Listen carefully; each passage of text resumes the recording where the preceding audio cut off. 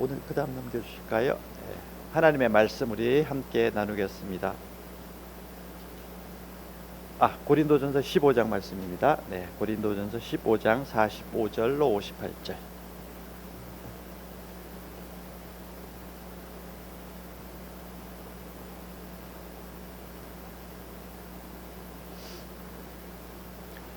신약 성경 중에 이제 부활장이라고 하는 고린도전서 15장 말씀을 여러분하고 함께 읽도록 합니다. 45절로 58절 전체를 읽어야 되는데 너무 기니까 우리 일부분 읽고 의미들을 같이 생각해 보도록 합니다.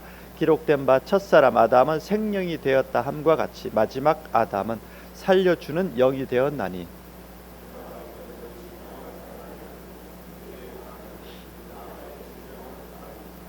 첫사람은 땅에서 났으니 흙에 속한 자이거니와 둘째 사람은 하늘에서 나셨느니라.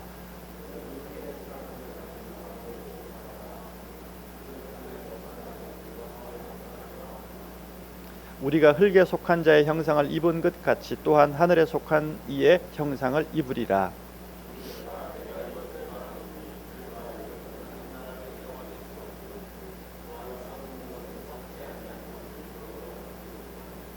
보라, 내가 너희에게 비밀을 말하노니 우리가 다 잠잘 것이 아니요 마지막 나팔의 순식간에 호련히 다 변화되리니.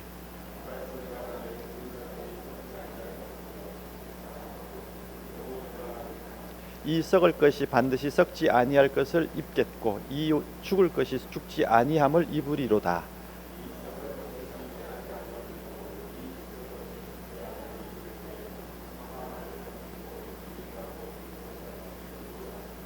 사망아, 너의 승리가 어디 있느냐? 사망아, 내가 쏘는 것이 어디 있느냐?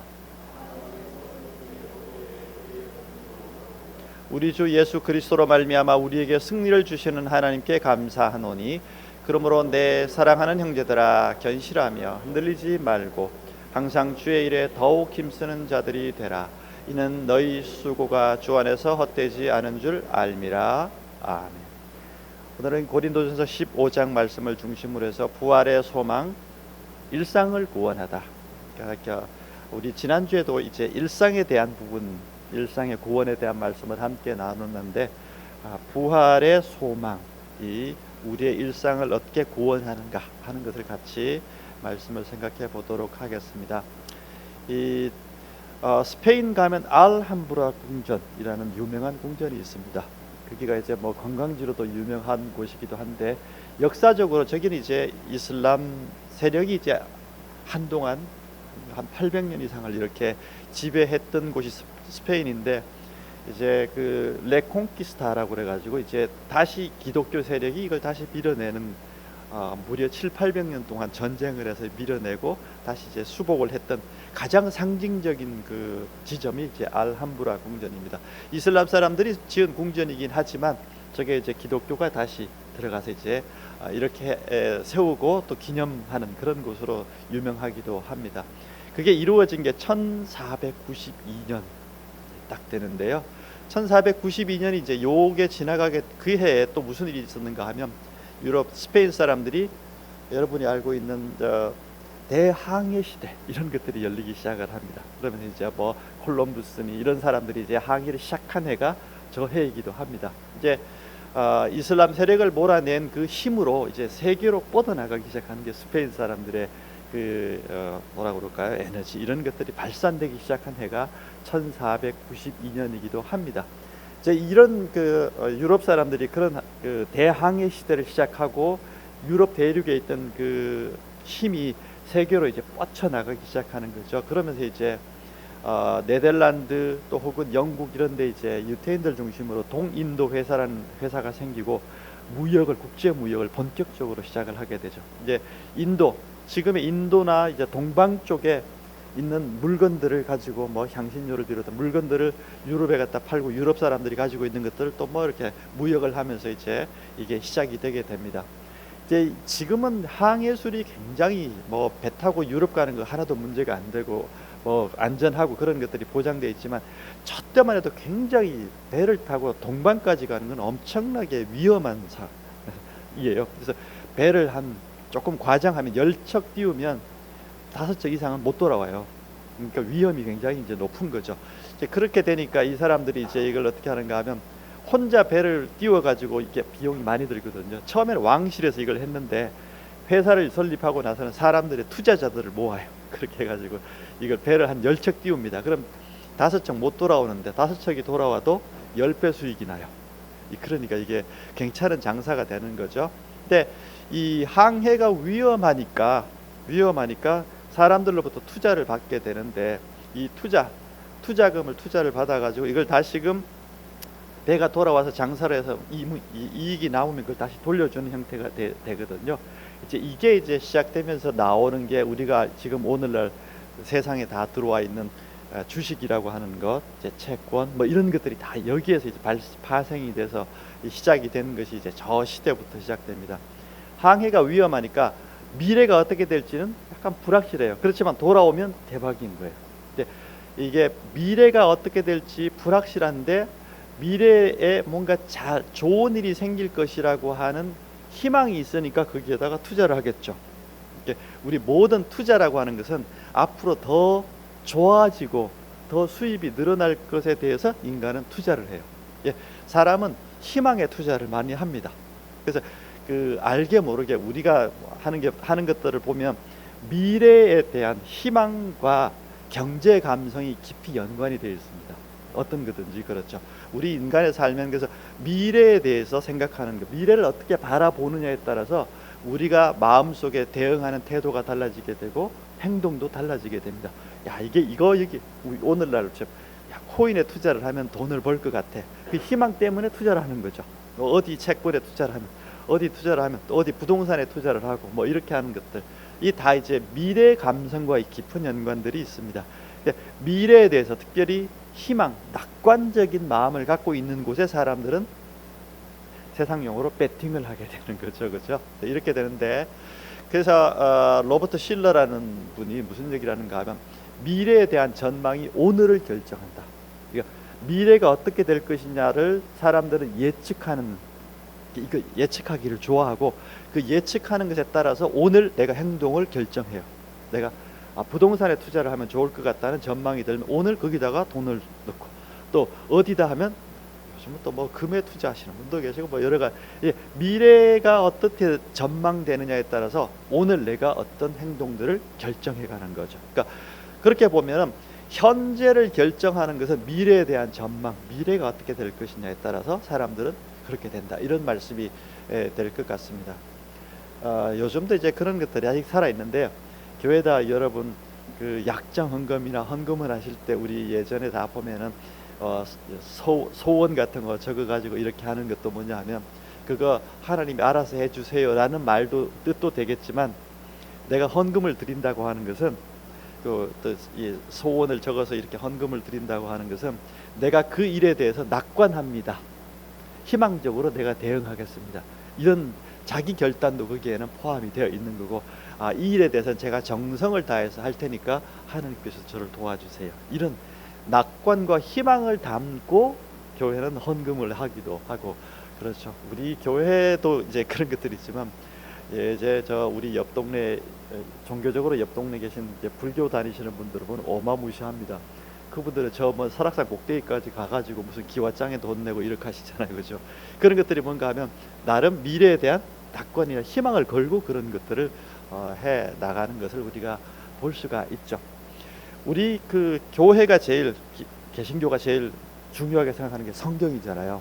성경이 이제 구약, 신약 이렇게 되는데, 구약과 신약이라는 말이 무슨 뜻인가 하면 올드 커버넌트, 이렇게 약속이라는 표현들인데, 구약은 옛 약속, 옛 언약이라는 귀한 뭐 고상한 한자어로 번역이 되는지, 약속, 하나님이 약속하셨다는 게 옛 약속, 새로운 약속 이런 뜻인데, 그 약속이 뭔가 하면 약속에는 미래에 대해서 내가 너를 축복해 주겠다는 게 핵심이에요.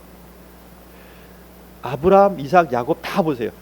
이 사람들이 하나님이 아브라함은 부르실 때 너 미래를 축복해 줄게 잖아요.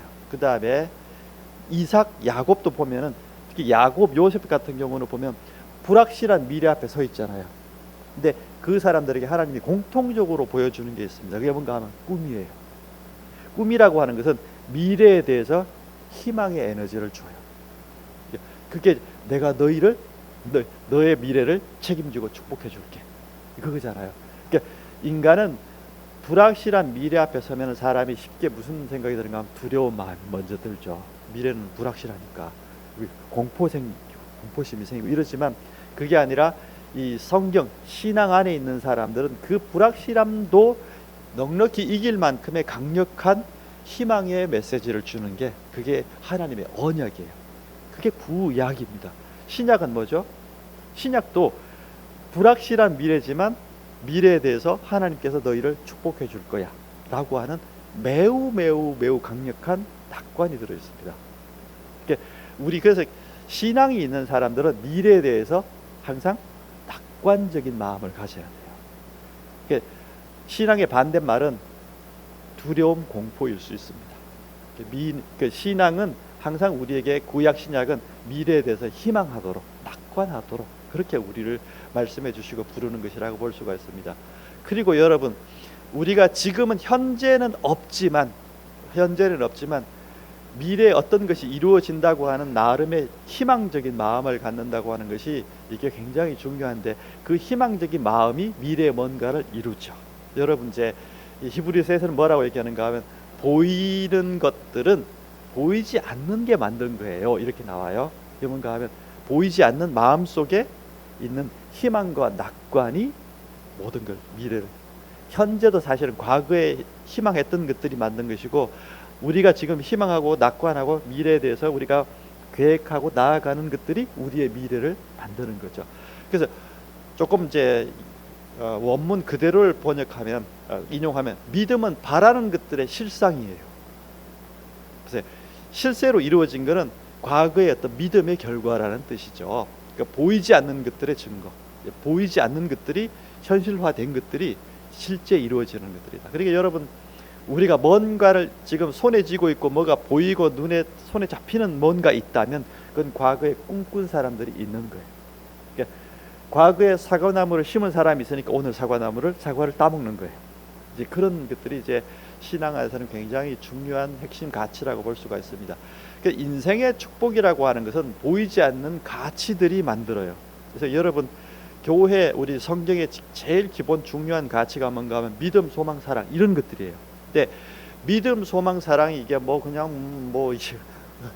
보이지 않는 것들이니까 그게 아무 무력한 것 같지만, 히브리서 말씀도 그렇지만 성경 전체에 관통하는 것들이 뭔가 하면 우리 인간의 삶에서 믿음만큼 강력한 역동성이 있는 것들도 없어요. 사랑도 마찬가지예요. 그리고 희망도 마찬가지예요. 이런 가치들이 뭔가 하면 인생을 정말로 인간답게 만들고 인생을 정말로 복되게 만들고 아름답게 만듭니다.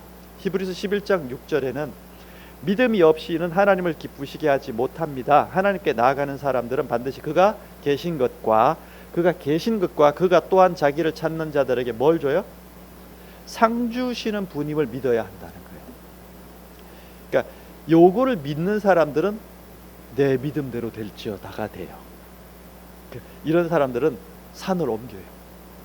산을 옮기고, 뽕나무, 거기 성경에서 뽕나무, 어마무시한 큰 거목을 바다에 던질 수 있는 이런 것들이 믿음의 힘이라는 거죠. 그게 이제 우리가 어떤 신념, 믿음을 갖고 있느냐에 따라서 하나님도 그의 호흡에서 우리와 더불어 일해 주신다는 말씀이 됩니다. 모세의 이야기도, 지금 그림은 이제 모세가 하나님으로부터 사명을 받는 부분의 이미지인데요.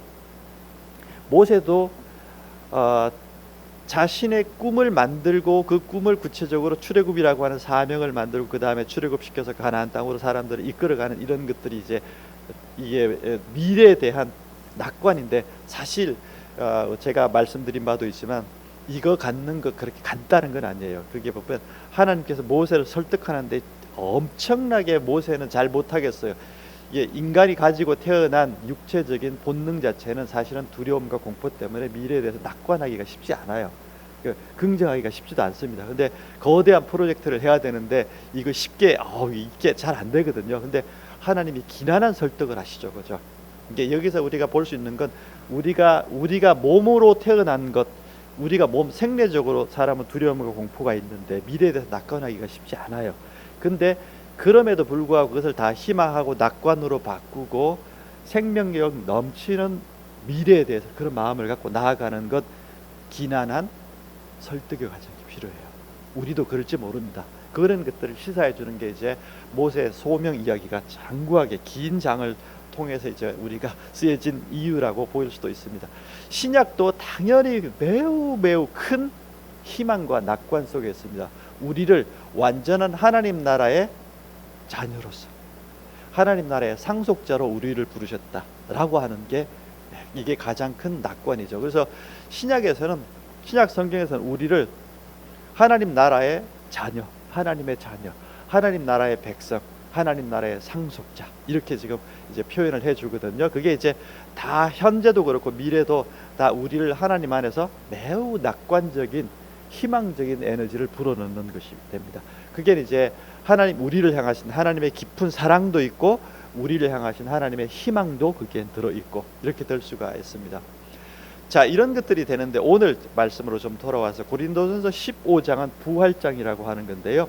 이 15장은 이 어떻게 되어 있는가 하면 고린도 교회, 우리 금요기도회 때 그 고린도서 후서를 지금 읽고 있는데, 고린도가 이제 이 소위 말해서 철학적으로도 상업적으로도 모든 것들이 매우 발달한 도시이거든요. 근데 여기 성도들 중에 이제 그런 거죠. 이 사람 저 사람 뭐 얘기들이 많고, 오늘날 우리 도시화된 이런 그 세계처럼 이 사람들이 부활이라는 게 정말 있습니까? 이런 의문을 제기하는 사람들이 있었던 거예요. 예수님 정말 부활하셨습니까? 그리고 우리 몸이 정말로 부활합니까? 증거를 대십시오. 이제 이런 의문을 제기하는 사람들에 대해서, 이거에 대해서 응답조로 써놓은 것이 15장이 됩니다. 앞부분은 주로 뭐 얘기인가 하면, 예수님이 부활하셨다고 하는데 의심하는 사람들이 있는데 부활하신 예수님을 만난 사람들이 많다, 이 얘기를 쭉 합니다. 그러니까 12사도에게도 나타났고 나중에는 500명이 되는 사람들도 있고, 심지어 나한테도 나타나서 예수님이, 부활하신 주님이 나타났었다. 그러니까 예수님이 부활했다고 하는 것은 자명한 거다. 이거 이제 앞부분에 그런 이야기입니다.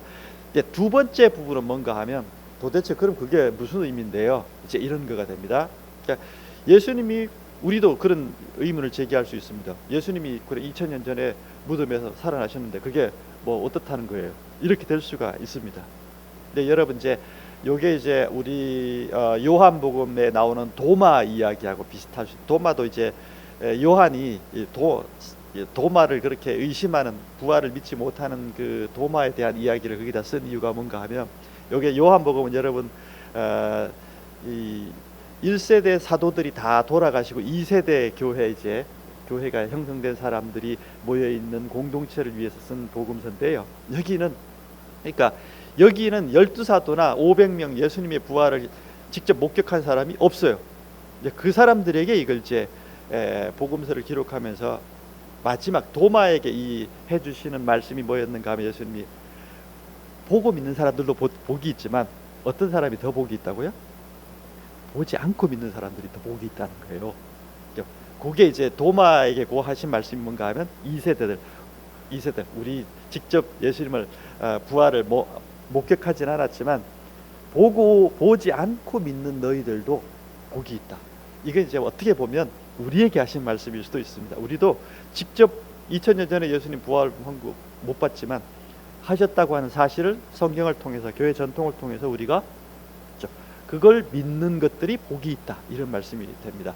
그럼 이 믿는 게 도대체 어떤 복이 있느냐, 이런 건데요. 예수님이 여러분 무덤에 들어갔다가 부활하셨다는 이 사건이, 예수님이 자기 힘 세다고, 자기 능력 있고, 자기 하나님의 아들이라고 하는 걸 자랑하려고 그런 거 아닙니다. 그게 아니고, 이게 뭔가 하면 그건 다 우리를 위한 하나님의 액션들이에요. 그러니까 사역들이 되겠는데, 자, 그게 주는 이유, 이게 목적이 뭐냐 하는 것들이 고린도전서 15장 후반절의 이야기입니다. 예수님이 부활하신 이유는 뭔가 하면 누구를 살리기 위해서 그럴까, 이런 건데, 이제 요건 약간 신학적으로 들어가면 이런 겁니다. 사람들을 죽음의 세력에서부터 생명의 세력으로 옮기는 거예요. 우리를 그거 하기 위해서 그러신 거지. 자, 요것을 그러니까 죽음 아래 무덤 속에 있던 예수님이 죽음의 세력을 이기시고 다시금 생명의 주로 부활하셨는데, 우리 그 예수님을 믿는 사람들도 우리 안에 있는 우리도 사실은 여러분 여러 가지 죽음의 세력들이 우리 영혼 속에, 우리 삶 속에 들어와 있습니다. 그게 이제 대표적으로 두려움이나 절망이나 이런 것들이거든요. 이제 그런 것들을 다 이기고 우리도 그 예수님의 영을 받아서 똑같이 부활의 영, 부활의 희망을 갖고 살아가도록 이렇게 하시는 게 제일 중요한 목적입니다. 그래서 요 45절 말씀에는 첫사람 아담은 생명, 그러니까 구약에 나오는, 창세기에 나오는 그 아담은 하나님이 살려가지고 살아있는 존재가 됐어요. 근데 이 두 번째 아담이신 예수님은 뭔가 하면 살려주는 영이 된다, 이런 말씀인데, 이거 뭔가 하면 우리에게 생명의 능력과 에너지를 불어넣어 주시는 분이라는 뜻이에요. 예수님은 그래서 예수님이 이제 이렇게 하시는 이유가 부활의 능력, 부활의 힘과 그 에너지를 우리들에게 부어주시기 위해서. 그게 이제 예수님이 하시는 일이고, 그게 둘째 아담이라는 표현으로 그렇게 표현이 되어 있습니다. 흙에 속한 자, 우리가 흙에 속한 자의 형상을 입은 것 같이, 요거 이제 우리가 태어날 때 우리는 부모님으로부터 흙에 속한 자의 형상을 입고 태어났다, 이렇게 되는데, 믿음을 통해서 우리는 또한 하늘에 속한 자의 형상을 입으리라. 우리가 부활의 능력을 입고 하늘에 속한 자의 형상을 입게 되겠다. 이건 이제 죽음의 능력이 아니라 생명과 빛의 영역으로 우리가 인생을 살아갈 수 있도록 하시기 위함이다. 이런 표현들이 될 것 같습니다. 예수님의 부활은 결국은 예수님 자신의 능력을 보여주시기 위해서 그런 게 아니라 믿는 자들을 동일한 인생의 희망의 능력을 부여해 주시기 위해서, 우리에게 희망의 능력을 부여해 주시기, 그게 이제 제일 중요한 목적이다, 이렇게 볼 수 있습니다. 그러니까 여기 보면 이제 부활에 대한 이야기를 뭐와 이제 다시 전개하는가 하면, 예수님의 재림과 죽은 자의 부활과 살아있는 자의 부활, 여러분 휴거 이런 것도 예전 들어보셨을 텐데, 예수님이 다시 이 땅에 오셔가지고 죽은 자들을 먼저 부활시키시고 그 다음에 하늘로 올리시고 그 다음 살아있는 자들을 또 올리시고, 이런 것들이 나오잖아요, 그죠? 그런 이야기들이 주는 메시지가 뭔가 하면, 죽은 자들, 그리스도 안에 죽은 자들이든 그리스도 안에 살아있는 사람이든 그 사람들에게 하나님은 미래에 대해서, 미래의 우리 인생을 책임지어 주시는 분이다는 건데, 자 여러분, 제가 서두에 우리가 미래가 어떠냐에 따라서 현재가 달라진다고 말씀을 드렸죠, 그렇죠? 우리의 미래가 하나님에 의해서, 그리스도의 재림에 의해서 우리 미래가 낙관적이죠. 생명을 부여받는 천국의 완전한 상속자가 된다고 하는 그 희망을 갖게 되는데, 그 희망의 에너지가 오늘 우리를 구원합니다. 그게 이제 부활이라고 하는 것이 우리에게 현재, 이런 미래의 재림과 죽은 자의 부활의 이야기가 이제 여기도 나오는데, 그런 것들을 쓰는 이유가 그것이 현재 우리 인생을 희망 속으로, 희망적인 스텝을 밟아가도록 하시기 위하다. 하나님은 희망으로 우리의 현재와 미래를 모두 구원하신다, 이렇게 볼 수 있습니다. 예수께서 이르시되 나는 부활이요 생명이니, 용어들 잘 보세요. 부활이라고 하는 것은 생명입니다. 죽음이 아닙니다. 나를 믿는 자는, 죽음과 생명을 잘 대비해서 보세요. 나를 믿는 자는 죽어도 살아, 죽은 사람도 살아요. 그 다음에 무릇 살아서 나를 믿는 사람들은 영원히 어떻게 해요? 죽지 않을 것이다. 이것을 내가 믿느냐, 이런 거예요. 우리가 죽음의 세력, 죽음의 에너지들을 이기고 살아갈 수 있도록 해주시는 예수님의 부활이 이제 그런 의미가 있다고 하는 것을 역설해 주신 분이다. 이렇게, 요건 이제 요한복음의 인용인데요. 그래서 미래라고 하는 것, 희망이라고 하는 것이 우리의 현재를 재구성해 줍니다. 그러니까 낙관적인, 희망적인 인생을 살아가도록 우리 삶을 실제적으로, 구체적으로 재구성해 주신다, 이런 말씀이 됩니다. 그래서 현재를 살아가는 사람들, 부활의 주님을 믿는 사람들은, 부활에 대해서, 미래에 대해서 낙관적인 희망을 갖고 있는 사람들은 죽음의 세력이 더 이상 우리에게 오지 못해요. 사망아 너의 승리가 어디 있냐, 사망아 내가 쏘는 것이 어디 있느냐, 55절 말씀이 그거죠. 우리의 부활은 그래서 우리의 희망의 에너지 때문에 죽음의 에너지가, 죽음의 능력이 사망의 능력이 우리를 침범하지 못하는 그런 인생을 살아간다고 하는 말씀이 됩니다. 어떻게 보면 인생은 시련 속에 서 있을 수 있습니다. 우리의 몸, 우리는 현실의 땅을 딛고 있기 때문에 그렇게 시련 속에 있지만, 그러나 우리 영혼 속에 하나님이 부어주신 이 부활의 희망의 에너지는 우리의 현재를 넉넉히 이 시련도 이길 수 있도록, 그러니까 우리에게는 시련이라고 하는 것, 혹은 죽음의 에너지, 절망, 두려움, 이런 에너지들이 있는가 하면 이것보다 더 강력한 하나님으로부터 오는 사랑과 그 다음에 희망의 에너지가, 이런 것들을 넉넉히 이긴다는 말씀이 되죠. 그게 이제 그건 단 하나, 믿는 자들만 누릴 수 있는 축복이에요. 그래서 믿음이라고 하는 것이 역동적인 힘이 있는 거죠. 우리 곧 성령의 처음 익은 열매를 받은 우리까지도 속으로 탄식하여, 이거 로마서 8장입니다. 양자 될 것 곧 우리 몸의 속량을 기다린다. 우리가 소망으로 구원을 얻었다, 이렇게 표현하잖아요. 물론 예수님에 의해서 그것을 믿는 자들은 이 땅에서 이미 구원받은 것이 맞지만, 그렇지만 우리는 아직도 탄식하며 완전한 구원의 때를 기다리고 있다. 심지어 이 세상의 피조물들도 그렇다. 그렇지만 우리는 희망의 능력으로 구원을 이미 얻었다.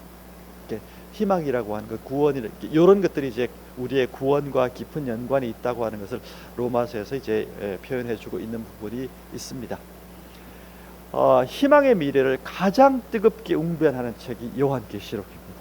요한계시록이 쓰여진 이유가 뭔가 하면, 우리 옛날 보면 요한계시록 가지고 사람들에게 공포 조장한 것들 많습니다. 이렇게 해가지고, 나를, 우리 교단 안 믿고 나 안 믿고 나 안 따르면 이거 여러분 저 선택받은 사람 아니고, 이런 소리 하는 거 다, 이거 다 가짜입니다. 요한계시록은 사람들에게 그런 공포심을 주는 책이 아니에요. 희망을 주기 위한 책입니다. 20장 부분에 내가 들으니, 이제 조금 길지만 인용해 볼게요. 보좌에서 큰 음성이 나서 이르시되, 보라, 하나님의 장막이 사람들과 함께 있음에 하나님이 그들과 함께 계신다. 하나님이 이 땅에 우리에게 오시는 미래를 보여주는 거예요. 그들은 하나님의 백성이 되고 하나님은 친히 그들과 함께 계셔서 모든 눈물을 눈에서 닦아주시고, 다시는 사망이 없고 애통하는 것이나 곡하는 것이나 아픈 것이나 이런 것들이 다시 없고, 처음 것들은 다 지나가요. 땅의 것들은 다 사라지고, 보좌에 앉으신 이가 이르시되, 보라, 내가 뭐를 새롭게 해요? 만물을 새롭게 한다. 지금 우리가 이 땅에서 딛고 있는 여러 가지 절망적인 상황, 이런 것들을 다 하나님께서는 새롭게 해주시겠다. 그리고 새롭게 하시고 또 이르시되, 이 말은 신실하고 참되니 기록하라. 이거 정말로 중요한 얘기야. 이거 꼭 이거 기억해. 이런 말씀입니다. 내게 말씀하시되, 이루었도다. 나는 알파와 오메가, 처음과 마지막이라. 내가 생명수 샘물을 목마른 자에게 값없이 주겠다. 이 땅을 살아가면서 우리 영혼이 목말라 있잖아요. 이 희망의 메시지를 갖고 있는 사람들은 생명수 샘물을 마실 수 있게 된다. 이기는 자는 이것들을 상속으로 받으리니 나는 그의 하나님이 되고 그는 내 아들이 되리라. 하나님의 자녀가 되겠다고 하는 말씀을 다시 이렇게 해주죠. 이 요한계시록은 그래서 우리에게 미래, 하나님께서 완전한 구원을 이루실 미래가 우리의 미래가 기다리고 있다는 거죠. 그것을 믿는 사람들이 오늘 현재를 넉넉히 이기며 나아가도록 해주시는 메시지, 그걸 위해서 요한계시록이 기록이 되어 있습니다. 요한계시록 읽으면 여러 가지 시련이나 여러 가지 곤고함이나 이런 것들이 많이 나오죠. 근데 그럼에도 불구하고 더 강력한 하나님의 희망의 언어들이 있다는 거죠. 그게 이제 여러분, 예수님이 무덤을 이기시고 부활하신 목적이기도 합니다. 그 주님이 또 다시 오셔서 우리를 부활의 능력으로 다시금 살리시고 하는 것들이 이루어질 것이라고 하는 미래에 대한 강한 낙관들이 들어있습니다. 조금 현실 얘기로 돌아와 볼게요. 영화 중에 쇼생크 탈출이라고 한 영화가 있는데, 그 영화가 왼쪽에 있는 팀 러빈스라는 그게 앤디라고 하는 주인공 이름으로 나오는데, 쇼생크라고 하는 그 감옥에 던져져서 이 사람이 죄도 없지만 던져졌는데, 거기 안에서 이 사람이 탈옥하는 이야기거든요. 탈출하는 이야기인데, 요게 좀 우리 신앙적으로 풀면 뭔가 하면, 우리가 살고 있는 세계는 어떻게 보면 쇼생크일지도 몰라요. 그런 세계지만 앤디라고 하는 저 주인공은 거기 안에 사는데 거기 안에서 감옥에 있는 사람처럼 부자유하고 완전히 얽매인 사람이 아니에요. 거기 안에서 자유를 누려요.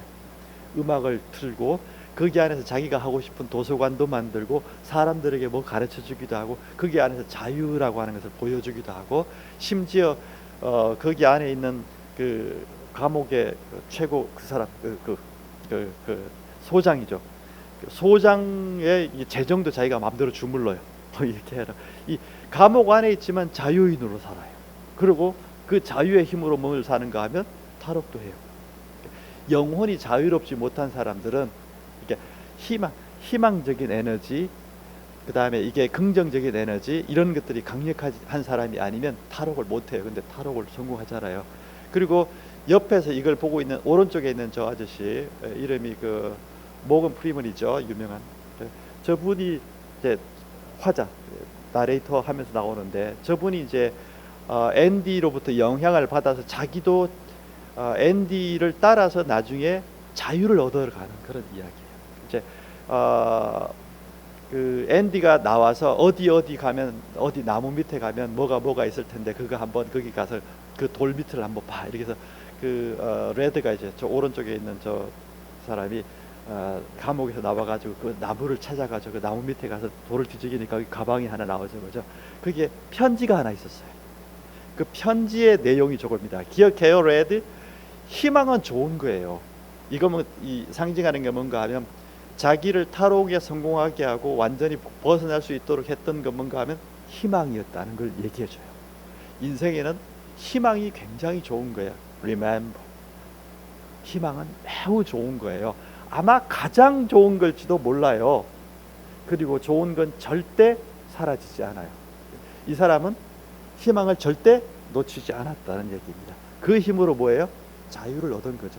감옥 안에서도 자유로웠고 그 다음에 감옥으로부터 벗어나는 것도 자유로워진 것은 희망의 능력이었다는 거죠. 그리고 레드가 이렇게 자기가 읊조리죠.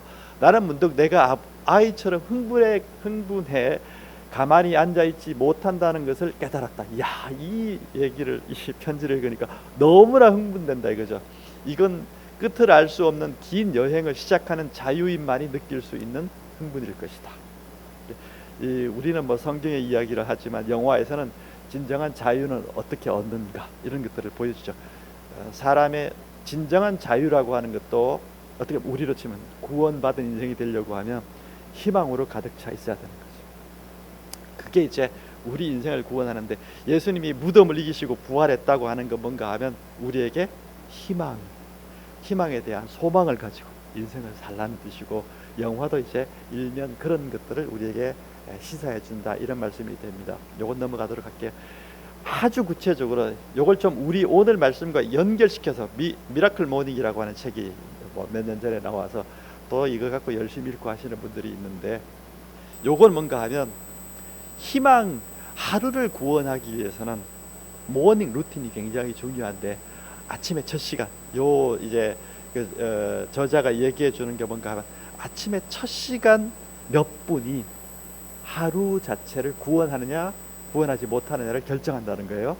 근데 이 미라클 모닝이라고 하는 건 아침 첫 시간의 루틴을 어떻게 하느냐 제가 그냥 오늘 이야기로 치면 희망으로 가득 채워야 돼. 오늘 하루 너무 희망차게 시작할 수 있으면 그 하루가 구원이 되는 거예요. 근데 하루 자체가 짜증으로 시작하거나 무거움으로 시작하게 되면 그 하루는 구원하지 못해요. 이걸 이제 매우 실용적으로 보면 이제 그렇습니다. 저희 아들이 여기 앉아 있는데 이 친구 저희 아내가 가끔씩 얘기해 주는데 우리 첫째 아들이 저녁에 잠드는 걸 굉장히 잠투정이 심했어요.